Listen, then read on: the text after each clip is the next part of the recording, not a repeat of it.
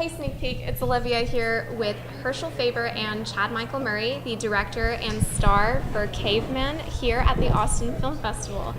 So thank you guys for coming out today. Thank you for having us. So Herschel, I wanted to ask you, this is your first feature film as a director. Yeah. So how did you decide you wanted to use Cavemen as your directorial debut? Well, the story of Cavemen is very personal to me. I sort of lived kind of the lifestyle that's depicted in the film when I was living in New York.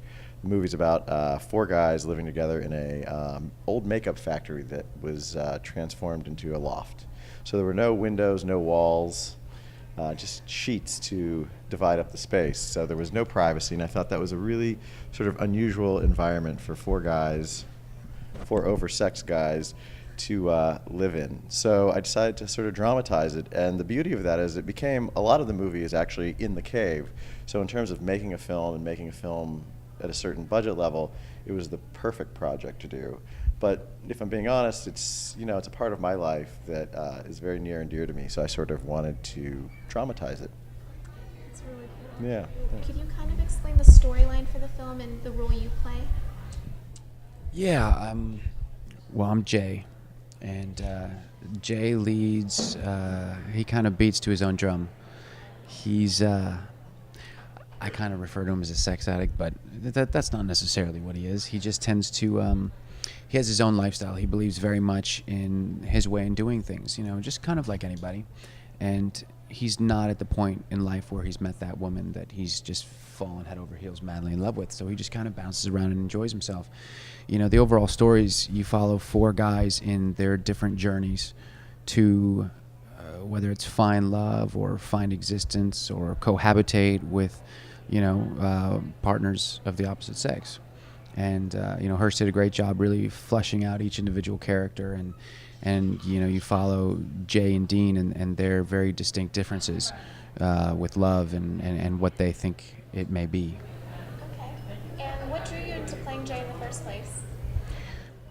The monologues, to be honest, I really loved the opportunity to tell these stories. I thought that the stories were so off the wall and so quirky and so bizarre that just the opportunity to not really be the moral compass or the moral center of a film, having the opportunity to just kind of really, truly have an opportunity to ad-lib and change things and really just play around with somebody who's different than what I've portrayed. And I've had a great opportunity this year to do a lot of that in a bunch of different films, and it started here with Cavemen.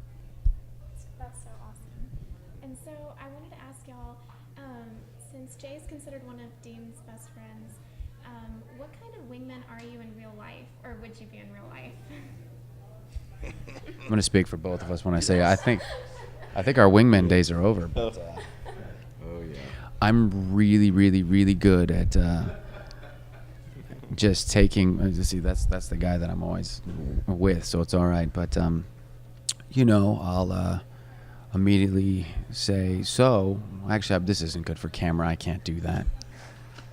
College TV, they love it. He'll look and he'll see he's a little on the short side, so he'll look at someone who's 5'9", 5'10", and he'll just say, babe, if you were just 2 inches taller, you'd be perfect for me. By the way, it works every time. I have no idea how he does it, but it's quite fascinating to watch. Someday I'll write a script about you, my friend. But yeah, no, my wing days are over. I mean, if anything, I'm always just taking my dog to the dog park and trying to get him to go find a little lovely lassie. Right. Okay. And does it have to be 5'9" specifically with that big a plane? Oh, no. 6 foot, 6'3", 6'5". It works for men or women, depending on his day and his mood, I guess. It works with everything. A lot of movies kind of center towards the idea of men coming to terms with their emotions and love. So what is it about Cavemen that sets it apart from the rest? It's a really good question. I think what's interesting, particularly in LA, if you're looking for love in LA, I think you can oftentimes have a hard time finding it. And the main character, his name is Dean, and he's in sort of a strange spot because he's a guy who wants to find love in sort of a world where no one else really is looking for it, and he's maybe a little young to actually be looking for it, like true love. And so yes, that's kind of, his journey is to find it, and that causes a lot of conflict because no one's helping him, and they're all giving him really terrible. Oh, someone's clapping. A lot of really terrible advice about how to go about finding it, and I think that's what sort of sets it apart from traditional rom-coms.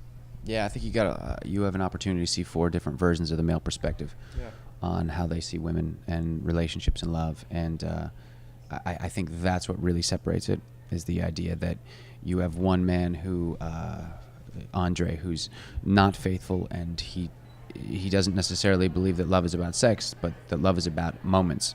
You have another guy who's literally the hopeless romantic to a certain extent, but really believes that your woman has to go down that journey with you, and that's Pete's character. Then you have Dean, who literally is the hopeless romantic, but he just struggles and struggles and struggles, and he's trying to find love in all the wrong places.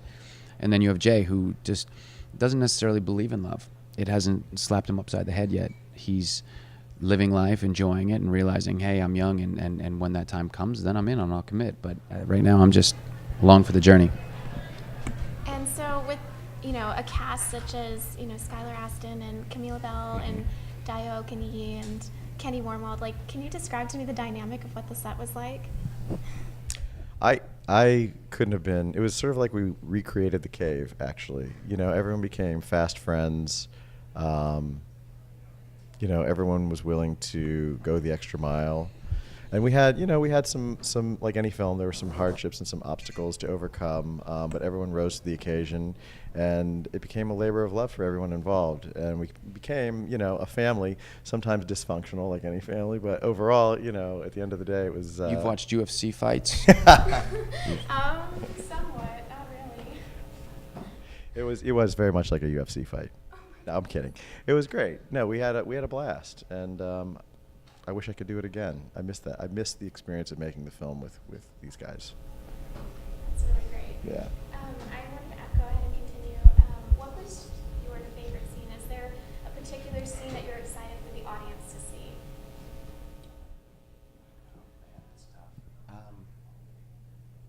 No, I think that there's a lot of great moments in the film, but there's definitely a moment where Jay he shows who he really is. He shows his true colors, and it's a scene with Camilla, Tess, and he thinks that this may be the one, that Tess may be the woman for him, but he's willing to sacrifice everything in his world for his friend's happiness, and it doesn't bother him one iota, and I think it's a really interesting opportunity to see the humanity that comes with the story.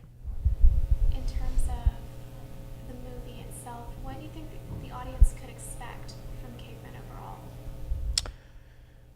I just think they're going to be charmed by it, because as Chad said, there are a lot of really, really memorable moments. I think I think Hollywood is veering away from sort of classic rom-coms, and this is sort of my homage to that, to the rom-coms that I was sort of weaned on. And I think there's a lot of magic in the movie. Just the way the movie came together was kind of a magical thing, stars aligning, and I think we have moments in there that are really, truly memorable, kind of, moments that might give you a little buzz in the back of your neck and make you feel good that you paid $15 to see it.